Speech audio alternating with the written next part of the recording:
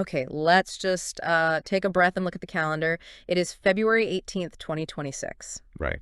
If you're listening to this, you're probably running a business or managing a brand or just trying to keep your head above water in this digital ocean. Mhm.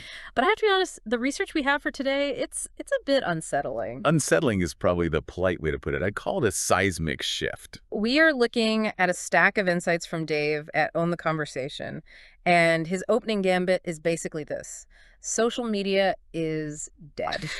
The click is dead. And if you are still trying to get humans to visit your website, you were playing a game that, well, that ended last year. It sounds like hyperbole, doesn't it? Like, standard marketing guru scare tactics. Exactly. I mean, I spent an hour on TikTok last night. It felt pretty alive to me. It was loud, chaotic. So when Dave says it's dead, surely he doesn't mean it's empty. No, he doesn't mean nobody's logging in. He means it's dead for business utility.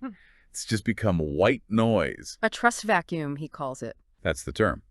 And the core thesis we are unpacking today is that the internet has fundamentally changed its structure. We're moving from an economy of clicks. Where I have to lure you to my site. Exactly. To an economy of citations. Citations, like a bibliography for a school paper. In a way, yeah.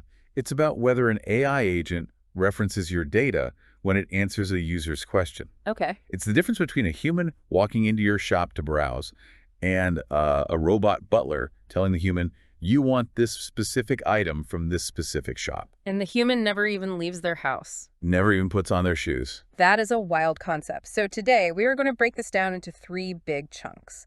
First, the wake-up call, why trust has collapsed, and why robots are suddenly so cheap. Right. Then the consolidation, this massive news about OpenAI buying OpenClaw. And finally, the solution, because Dave actually has a roadmap for how to survive this. And we have some really specific case studies later on involving, of all things, carpets and golf that prove this isn't just theory. It's already happened. It's happening now. Okay, let's start with that wake-up call. Trust. Dave points to a specific incident involving Alan Kohler. Now, for our international listeners, Alan Kohler is an institution in Australia. He's the finance guy on the ABC, super respected, very, no nonsense. Right. He's the voice of economic reason. And that is why this story is so rattling. A little while ago, a video and a 2,000-word article started circulating. What did it show? It showed Kohler getting into a massive Barney, a shouting match, with Matt Common on the set of the 7.30 program. And I saw the screenshots Dave included. It looks so legit. ABC signage, professional lighting. It looked 100% real. People were messaging Kohler, asking if he was okay, asking what Matt Common said to set him off. But the whole thing. Completely AI generated. The video, the article, the argument. It never happened. And this isn't just fake news on some fringy blog. This was believable content involving trusted public figures. And that is the death Dave is talking about. Kohler himself said it. If you can't believe what you see, social media loses its utility. It's finished. So if you're a business trying to market on a platform where everyone assumes it's all deepfakes, Your ROI just hit zero. The trust vacuum sucks all the value out of the platform. it becomes a place for entertainment, for slop, as he calls it. Exactly. But for commerce, for serious information, the audience is checking out. They don't trust the feed anymore. Okay, so that's the digital side. We can't trust the pixels. But surely, the physical world is safe. I mean, we've all seen those videos of robots falling over. You see, that is the trap. That is that wait-and-see mindset. Right. We think manual labor is safe because robots are clunky. Yeah. But Dave highlights footage from a Chinese company called Unitary. And this is current. This is February 2026 tech. I'm looking at the notes here. Dextrous, stronger than humans. It's startling. These are not the stumbling robots of 2024. These units are performing fine motor work. They're autonomous. No human driving them with a joystick. But the statistic that really matters here isn't the dexterity, is it? It's the price. It's the price. Yeah, hit me with that again, because I thought this was a typo. $50,000. That is the price of a mid-range sedan. For a worker that operates 23.5 hours a day, it charges for 30 minutes, doesn't need sick leave, it doesn't need workers' comp, and it doesn't complain. And Dave makes a point about the autonomy here. Right. It doesn't ask questions. Think about what that means for a business owner. Usually, training a new employee is a massive time sink. How do I file this? Where does this box go? This robot is connected to a central AI brain. It knows. It just does the job. So on one hand, the digital world is collapsing into a mess of deepfakes where nobody clicks anything. Mm-hmm. And on the other, the physical workforce is being undercut by $50,000 droids. Which sets the stage perfectly for the new middleman. If you can't trust the web and you want answers fast, where do you go? You go to your agent. This brings us to segment 2, the big acquisition. OpenAI buying OpenClaw. Dave calls it OpenClaw, though it's gone by other names like Claudebot or MoldBot to dodge trademarks. But the key figure here is Peter Steinberger. Who seems to have had a very, very busy 82 days. To say the least. Dave speculates this might be the first single-person billion-dollar AI company. Steinberger built OpenClaw as an open-source project, and it exploded. But why? What did it do that ChatGPT wasn't already doing? It nailed the agentic workflow. Okay, pause. Agentic workflow. That sounds like complete jargon. Break that down for us. So a chatbot, like the old ChatGPT, is something you talk to. You say, write me a poem, and it writes a poem. Right. An agent is something that does things. You say, book me a hotel in Hua Hin for under $200 with a pool. And the agent goes out, negotiates the site, enters your credit card info, and sends you the confirmation. So it's the difference between a consultant who gives advice and an intern who actually goes and gets the coffee. Precisely. Right. And by acquiring OpenClaw, OpenAI has essentially cornered the market on these personal agents. Yeah. Dave predicts this just accelerates the timeline for everyone having one. So walk me through the user experience in this world. I want to buy a yellow and pink handbag.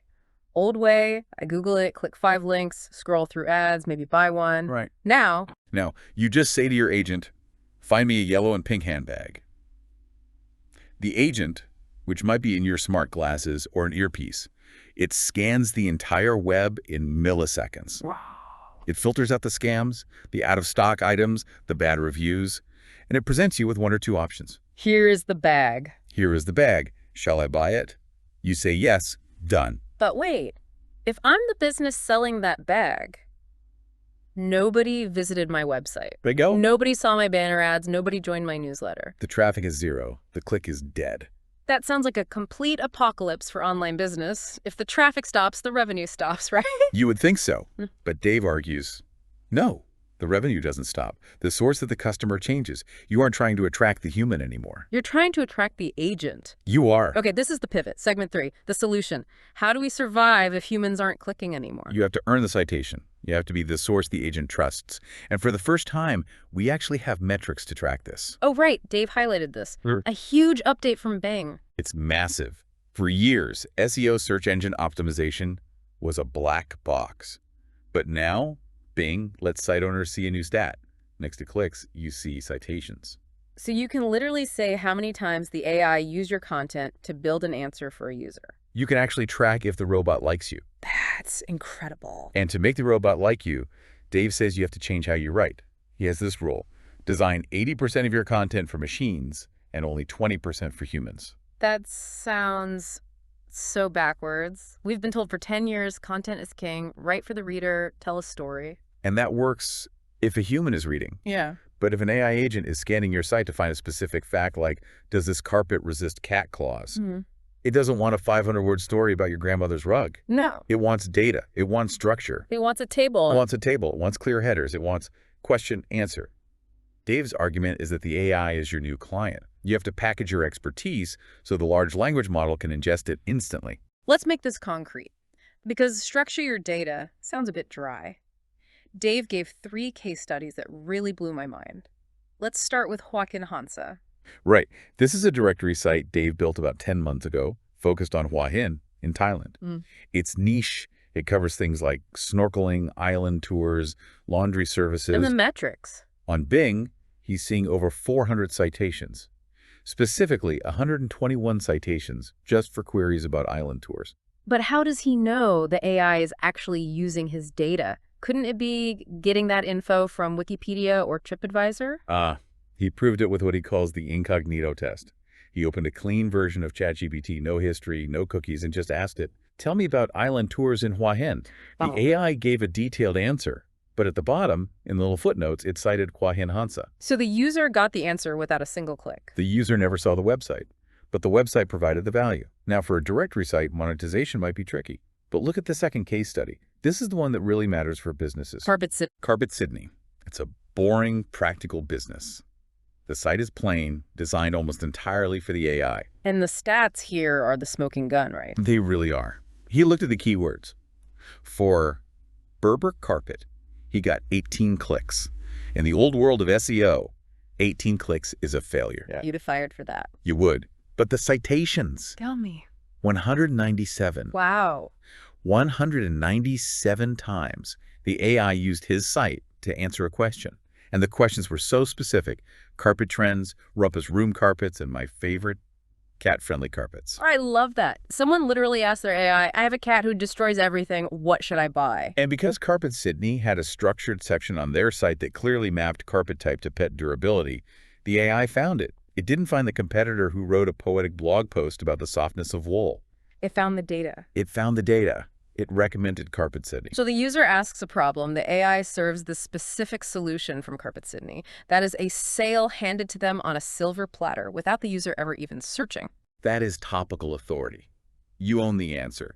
If you answer the question better than anyone else in a language the machine understands, you win the recommendation. And if you win the recommendation, you win the customer. Exactly. The third case study, Golf Thailand, just reinforces this.